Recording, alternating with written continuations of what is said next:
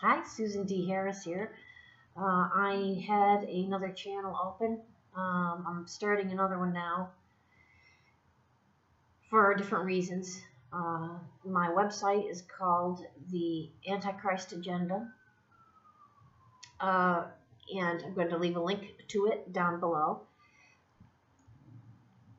I am renaming the name of my channel. I'll get into that some other time. I'm dressed a little weird because I'm in a strange place where I'm exposed to the elements. And there's another winter storm coming. You're not going to believe it. But I really am. It's about 32 degrees again right here. And, I'm just kind of tired of having my ears freezing off. So that's why I look a little weird again. I had an article called How the Gods of Globalism Slit the Throat of Assimilation. What it did was it took all of the code words that are part of the Antichrist agenda, and not just the code words. Some of them are just simple, empty code words, but some of them have real ideas behind them that are very dangerous. And what I did was I combined them all into one article. Now, they could have been done in a series of articles, but the website that I write for mostly, American Thinker, does not do series articles. So what I did was I mastercrafted this great article that was a potpourri, melting pot of all that progressives hold dear that is part of the Antichrist agenda. And I'm going to stop with my own drivel right now and read this to you.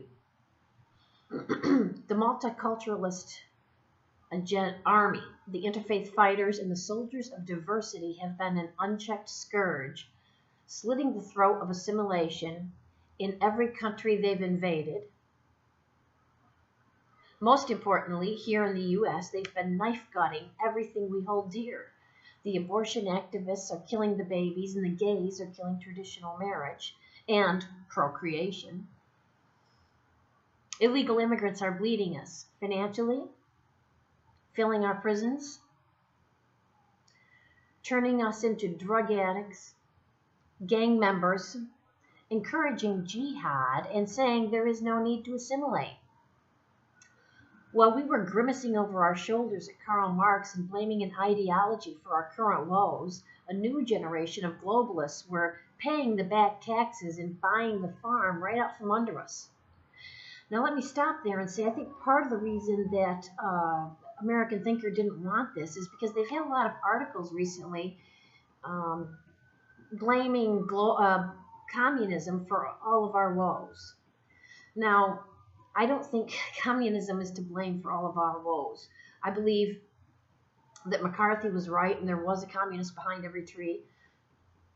I think we kind of pretty much know now that Hollywood was filled with communists, and it's morphed into something more. Now it has morphed into the Antichrist agenda. Do you hear what I'm saying? It is globalism. And globalism is a combination. It's this devil's brew. The old witches of Macbeth around the cauldron, bubbling and burning. And what is in it? What is in it is communism and socialism and fascism and globalism. And globalism is the ultimate thing that it's become. But the other things that are in it are things that we haven't yet identified as isms even. And they came from social media and technology and the strange way that we communicate and propagate ideas these days. So that is the point of this article, and it goes against what a lot of people have been saying, because we've got a lot of people going around, even up to my age and under, saying, they're just running across the book and they're saying, you know what, I think this is all communism. I think there's communists trying to take over our country, and Putin's one of those bad guys that's doing it. And you're thinking, well, no shit, Putin's an old KGB guy from way back, but He's not sitting around in the old communist form trying to take over the United States. What I'm telling you is the United States is already gone. And I'll tell you how and why. There are 1 million globalist organizations running this country right now, right down to the Google Earth crosshairs on your home. You might be able to identify them by the New Age drivel on their websites. But you probably don't comprehend that they're not only having a direct impact on your community, schools, friends, and family, they are your community leaders. They are your school board, and they are your friends and family. Maybe you just haven't talked to them enough or spent enough time at the dinner table to find out what they're talking about or learning about at school and university. If you want to know how many interfaith organizations, for instance, that there are, do an internet search for the name of your town or a town nearby and see what comes up. Okay? You'll be surprised. Now, you're thinking, well, why is that so bad?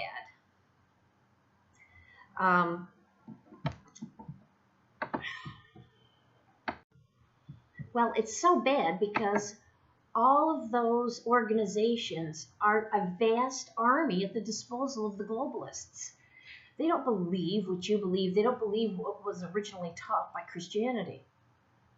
From those interfaith websites, you can read what other organizations they're involved with and who's funding them.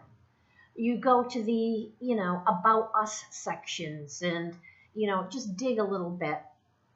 And you'll find half of them go back to George Soros' Open Society Foundations.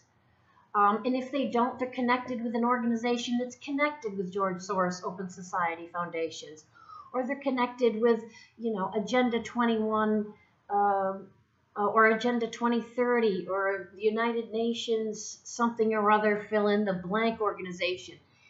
You can go literally, possibly in as many as 2 steps, sometimes up to 4 steps to get from your interfaith organization to a George Soros funded organization or United Nations organization. And these are the people in your community. The new globalism has blended various political, economic, and religious ideologies into a massive tsunami of Western destruction. It's not even George Soros' Open Society anymore. If you understand what the whole Open Society idea is as a social philosophy, forget that and put that aside. And you don't need to know it for what I'm saying. But if you do know it, it's not even that anymore. It has become its own Frankenstein. But I think the mad doctor is happy with his monster. Soros is happy with what's going on. He doesn't really... The chaos was created, and he's happy enough for that. So here is the new monster. Its head is the Interfaith Movement. Its torso is multiculturalism. Its arm is diversity, and its legs are pluralism. There's 2 arms in there. Its feet are climate change lies that will walk us into the lion's mouth. Within each of these are 1,000 more organizations like Auburn Seminary.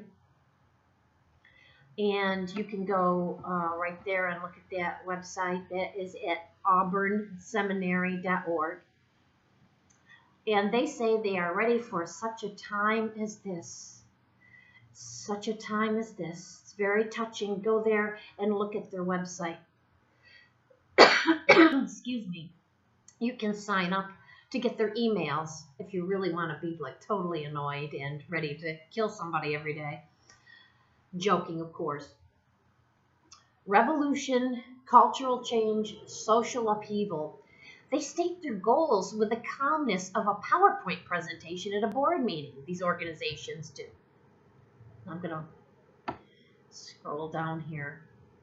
Now, much of the immediate change is coming from community-embedded interfaith organizations.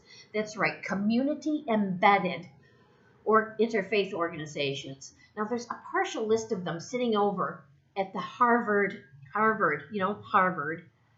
website under something called the Pluralism Project. The project is funded by the Arthur Vining Davis Foundations. You've heard these foundations, you know, they're the ones that are always behind all the PBS stuff and all the globalist things in the world. Well, this is the Arthur Vining Davis Foundations, and the Pluralism Project at Harvard was formally headed by, and I got this is all on their own website, by a feminist Wiccan named Grove Harris, who I believe is an African-American, might be an African-American lady. Anyway, she's a woman. It might be hard to tell from her first name being Grove, but who wrote extensively for Paganism section of a project titled On Common Ground, World Religions in America. A book written about the Interfaith Youth Movement. If you want to look that one up, that's at www.ifyc.org.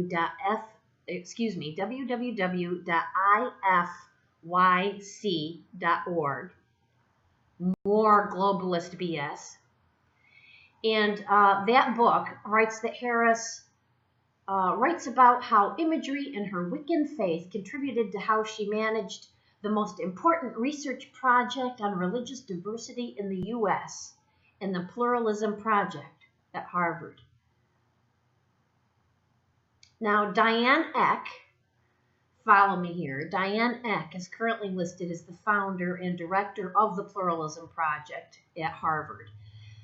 Now, Dianeneck, like Goldie Hawn's vast mindfulness movement, Dianeneck's entire life education centers around the divine and the sacred of Eastern mysticism. Now, is this getting confusing here? No, I don't think so. I've already written an article on mindfulness and how it's based. It's in your schools. It's in your workplace. I know somebody personally who's taking it as a requirement in their workplace. And actually, I know two people who are taking it in my own town as a requirement in their workplace, and it's called mindfulness. Got a hair on my face here, excuse me. So this is a huge movement. Goldie Hawn is behind it. Roy Masters is behind it. Got the name wrong, sorry. Articles on my website. Now, we're talking about Dianeneck, the current head of the Pluralism Project at Harvard. She's also connected to the Mindfulness Movement. Now, how? This is just showing all these people are all mucked up, okay? Life education centers around the divine and sacred of Eastern mysticism, as I've already said. Now, before I comment any further on Eck, let me prove to you that the mindfulness movement is indeed vast. It's an important point because this mindfulness movement is a godless New Age knockoff of transcendental meditation. It's part and parcel of the interfaith slash multicultural slash diversity slash pluralism movements. These are all just interchangeable words they use for the New Age agenda, which is globalism, which is the Antichrist agenda. And it means conditioning us to accept things, okay? And yes, it's even part of the climate change movement. I've got a great link in here to prove that. This is at ghi.wisc.edu/mindfulness and climate change are more connected than you think. Yes, there's an article on the Wisconsin University website titled Mindfulness and Climate Change Are More Connected Than You Think. If you didn't get the link, just Google those words and you'll find the article. In other words, it's all part of the globalist monster. So, I've established that Dianeneck, who runs the Pluralism Project monitors all of the interfaith movements in the country, or as many as they can. They're trying to keep up. You know, it's not the biggest. It's a nice base for anybody who wants to to know generally how many interfaith movements are really making a difference in this country. The lady who runs it is also into mindfulness. Mindfulness is connected to climate change. I know these, is this really too much? You know, we get people who have to multitask in board meetings, and these ideas are too much for the general public to understand. Maybe it is if it's the first time you've heard it. But I can provide links to any question that you have. I can provide answers to any question you have. Now let me go on to continue to make the point about how big the mindfulness movement is. Employees at the following companies are being trained in mindfulness, and most are required to participate in it or strongly urged. And I have links for all of these. Google, that's under SIYLI.org. General Mills, Intel, Dow Chemical, Aetna, Keurig, Green Mountain, the people that make your little coffees. There are thousands. I have links to all of those mindfulness programs in all of those companies, and those are only a few of them. And they employ, as you know, hundreds of thousands of people. And sometimes it's not called mindfulness. Sometimes it's called, they give it another little happy, silly, stupid name. But it's basically the same thing. Excuse me. And there are thousands of smaller companies participating under the mindfulness umbrella. And you might be participating in one right now, or your child might be learning it in school. I might start to act a little bit more hyper because the temperature's dropping even more. I like the acoustics here. But let's get back to Dianeneck. She runs the Pluralism Project at Harvard. She seems to be everything to everybody. Listen to her background. In this one book, she's quoted as a Methodist scholar of religion. And it's a book about spiritual discipline of what else? Mindfulness. In reality, her resume reflects the perfect global citizen. At Harvard, she's a professor of religion and Indian studies. She's a professor of law, and she's also a professor of psychiatry and society. Did you even flippin' know that you can get a degree in psychiatry and society? Does that sound like something out of being in training for Soylent Green or what? She has a BA in religion. She has an MA in South Asian history and a PhD from Harvard in comparative study of religion. Apparently, no matter what your background, she can make you doubt everything your parents taught you and probably even convince you that you don't have any parents. At this point, I just make an aside, and I say at this point, one has to recall William F. Buckley Jr.'s quote, who said, "I'm obliged to confess I should sooner live in a society governed by the first 2,000 names in the Boston telephone directory than in a society governed by the 2,000 faculty members of Harvard University." Gotta love Buckley. Now, the ideas trumpeted by the likes of Dianeneck, head of the Pluralism Project, and Grove Harris, the former head, the pagan nut job, what they trumpet about religions being on common ground, they actually exhibit just the opposite of what we want, which is assimilation. What globalists want from us is total acceptance of everyone else's worldview and culture at the cost of forfeiting our own.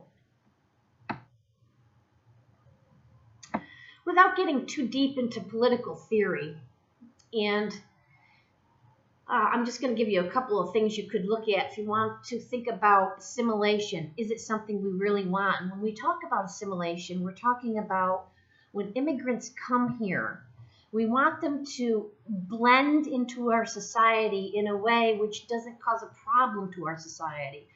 When you don't learn the language, English, then that becomes a problem to us. That becomes a problem where we have to make a whole bunch of signs in multiple languages, which means municipalities have to, for instance, you'd have to make multiple street signs in multiple languages to put all up and down your roads, and who's going to pay for that? The taxpayer. So the ideas of assimilation can be very, very sensical, very cut and dried. They don't have to be, gee, we want you to forget your Polish roots and, you know, eat pizza. We're talking about assimilation in a much broader aspect. So if you want to look into that a little more, I'm just going to give you a couple of things you can go to. Nathan Glazer's 1993 article, Is Assimilation Dead? Let's see, I'll leave a link to that below. Also, the Brookings Institute's, Do We Really Want Immigrants to Assimilate? Can you believe people really ask that question? They do at the Brookings Institute. They say, do we really want immigrants to assimilate? Now, there's another study that says, it's called the Chegg study, C-H-E-G-G. And they said, bear with me, sociologists commonly distinguish between forced and unforced assimilation.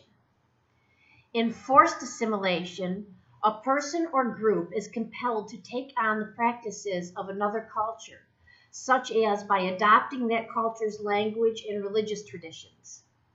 In unforced assimilation, a person takes on the practice of another culture, but is not forcibly compelled to do so. Okay, so do you get that? It's like the sociologists divide assimilation into forced and unforced. Leave it to sociologists to come up with that. Yes, the United States has a kind of forced assimilation, and that's what made the melting pot work. People had to learn English to conduct business, but they were never really penalized beyond that for not doing so. We required everyone to follow the established laws of our society, laws that had the roots in the Ten Commandments.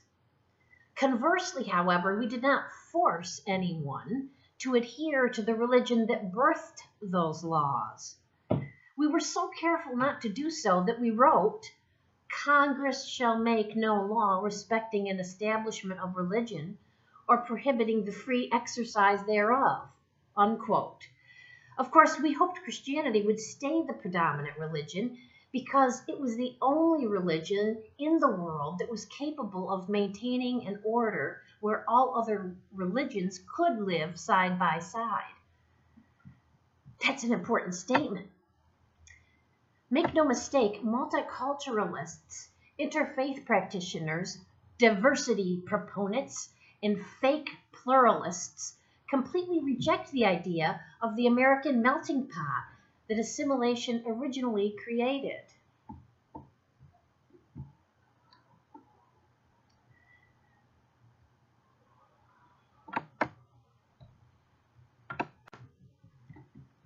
Okay, bear with me,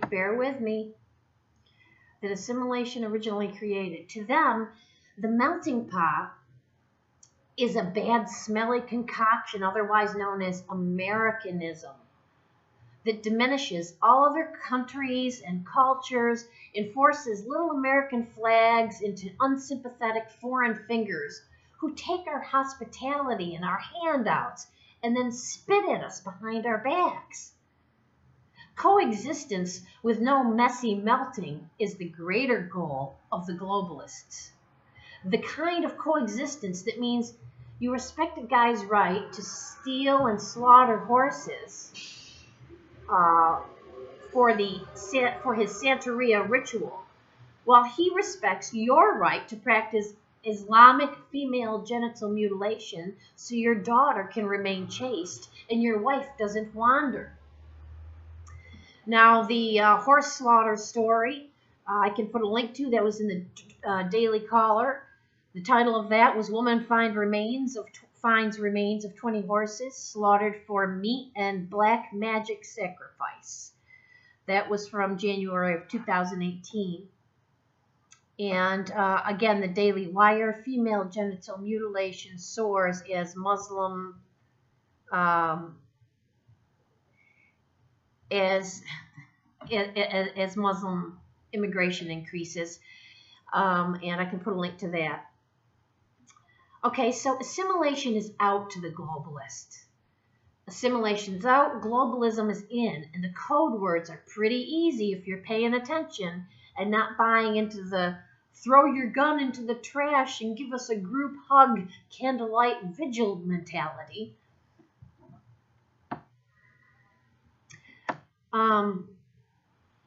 Knowing the code words lets you know who, what, and where to avoid.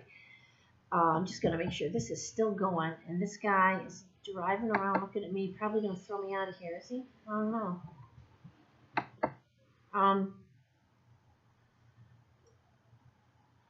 I'm chewing gum. Forgive me. It makes me feel better when I'm talking. Consider, if you will, the largest Baptist church in my city. Now, it's no longer obviously a Baptist church. Oh, no, that's out. Many churches have decided to shed negative perceptions of churches.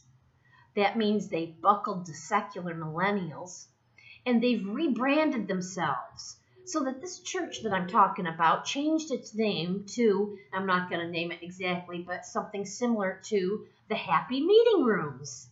So it no longer says the blankety blank Baptist church, it says the Happy Meeting Rooms. Now, the Happy Rooms website proudly displays New Age code words. The pastor's biography, it oddly states that he's interested in multiculturalism and race issues, like he's placing an ad on a dating website. It's kind of weird. He stressed that the Happy Rooms were a place for all nations because they were international and they practice inclusivity. Inclusivity. Oh my God, you're reading these words. You're reading multiculturalism, inclusivity, international, all nations. You're seeing the key words to the Antichrist agenda. Now, also note on the side, let's not forget that the LGBT agenda falls under nearly all of these code words. They use all of them. And then I have a link in here in the website I can put beneath.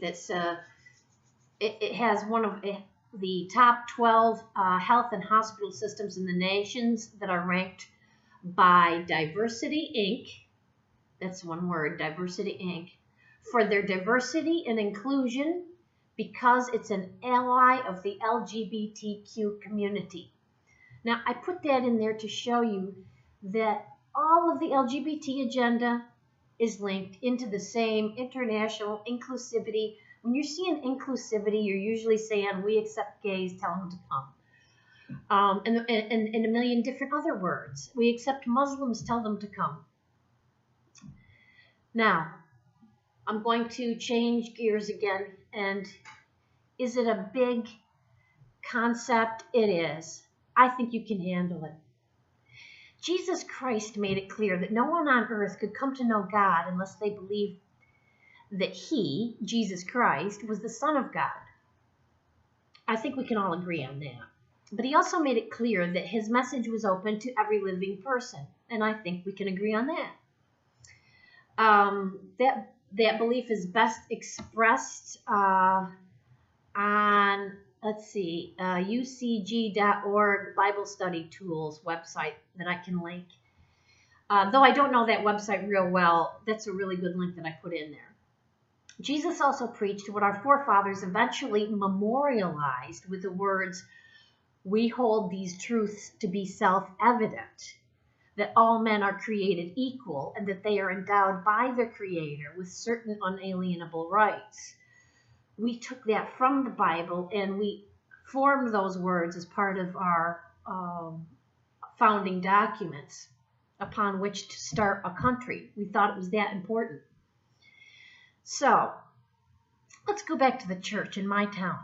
Why would a church go out of their way to tell people that they are multicultural, that they're for all nations, and that they honor inclusivity? I decided to email the pastor asking just that. Surprisingly, he didn't respond, but he did add a sentence.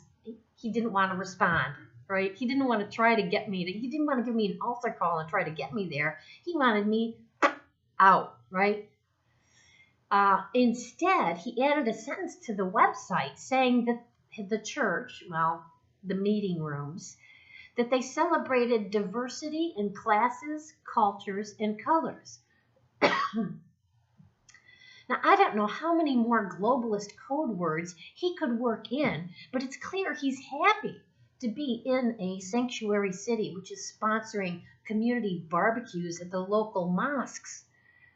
This guy's all for it, and that is no church that I'm ever going to set foot in. Again, I was there years ago, back when Jerry Falwell came to speak, and there were people out front petitioning him for gay rights, and he went out personally and asked them to come into the church and just sit and listen, and he'd talk with them, and they were all welcome. Anyway, now I'm going on from here. Surely one of the planned goals of the Interfaith Movement is the stifling of the Great Commission.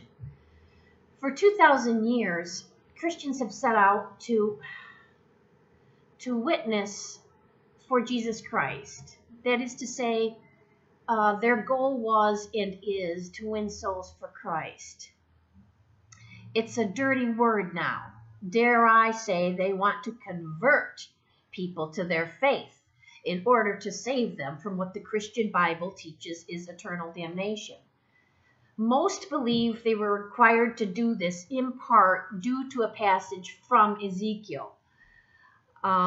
And that is, Ezekiel chapter 3, verses 18 and 19. Now, it seems to be a boasting achievement of globalism that Christians are being forced to shut down their offensive version of Jesus because he's not the only way. It's offensive to say that Jesus is the only way. Set aside their antiquated Bibles and listen to the greater faiths of the world. Or maybe they should just abandon religion altogether. That's the goal of globalism. In other words, stop causing troubles till you can come and join the party. You're going to be part of the Antichrist agenda. You're going to be ready to be chipped. You're going to be not chipped. You're going to be ready to receive the mark of the beast, whatever it may be. You're going to be ready to worship him and to say, peace, peace, peace. Now, what have they really done when they've swept away Christianity or relegated its former interpretation, the real interpretation that's been known as for 2,000 years, when they've relegated its former interpretation to the ash heap of history? Well, Michael Savage probably answered that best when he spoke as a guest on his own radio show on March 30th. That was Good Friday. Originally, he came on to greet his listeners for Good Friday and the beginning of Passover. He ended up giving an informal but very poignant speech, short speech. And let me repeat it. It's paraphrased some, but this is it. And he said thus: let's never forget that while there are other religions in this country and so many non-believers, without Christianity there would be no America. Because all the founding fathers, they were not Buddhist, they were not Muslim, they were not Hindu, they were devout Christians. They came to the New World to practice their religion in peace, and they opened their doors to all other religions so they could practice their religions in peace.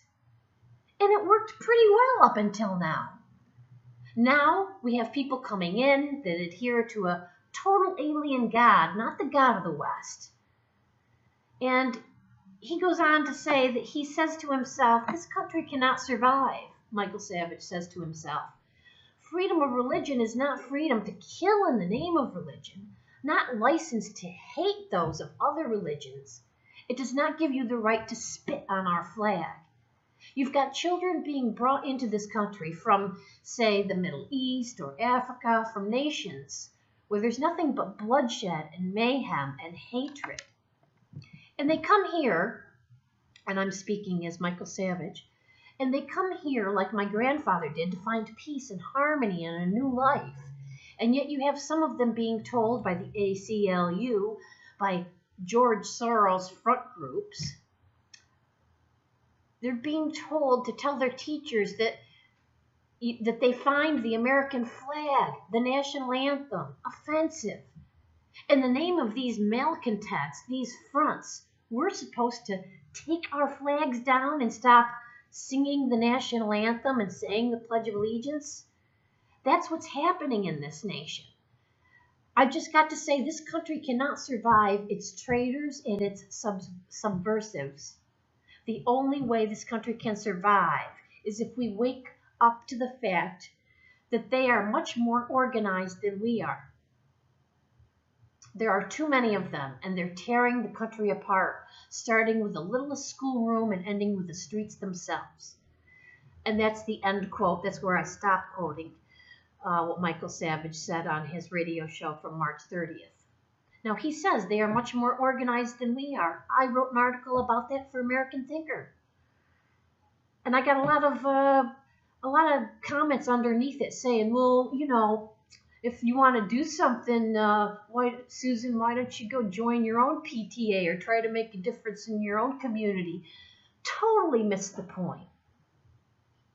Not that American Thinker readers totally miss points. I think that there's a lot of trolls that come on. But some of them do totally miss the point. Some of them have been sitting in the same bubble and reading the same little conservative websites for the past 20 years that they don't know anything else that's outside.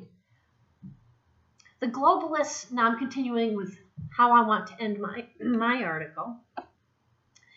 And I say the globalists are anti-Christ, anti-America, and anti-family. Excuse me. And don't buy the red herring propaganda that globalist is an anti-Semitic slur. Globalists would like to see the Jewish people run off their land and handed to the Muslims. It seems inevitable that one masterful force will grab all of these reins.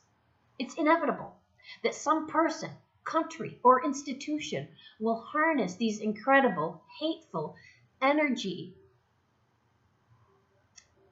this incredible, hateful energy that's now surreptitiously slithering through America and the world. The question becomes, what will they do with us when they finally get us where they want us? And we kind of know. I don't know if we really understand what's coming, but we kind of know because the Bible tells us. The Bible tells us how bad things are going to get in the end times. And I don't think it doesn't tell us in detail, but it gives us a general layout that it's going to be bad. So those are a lot of the things that I wanted to go through. That was I've gone off on some tangents from the article, but I think the article was all-inclusive. It got all those, if you'll excuse the stupid globalist phrase, all-inclusive, but I think it got everything in that needed to be gotten in. And of course, you could write a book on this stuff. I'm finding more and more websites every day. There's something called Books in Diversity or something that's in our children's schools now that's making sure that children are reading about other cultures. And why? Why? There's an article I wrote that was published in the Washington Times about globalism, interfaithism, and how they've used us. They've used the Christian conscience, the empathy, the sympathy of the Christian religion to take advantage of us. They want us to feel the pain of the refugee. They want us to welcome the Muslims. They want us to welcome everybody that's going to come against us. So I have to go now because there's some other things going on. But thank you for listening, and I will do more.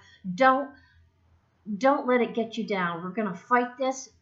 We're not going to win in this world. We're going to win in the next. And Jesus is ultimately going to win everywhere because Jesus is victor and Satan's going down into the pit. Remember that. God bless.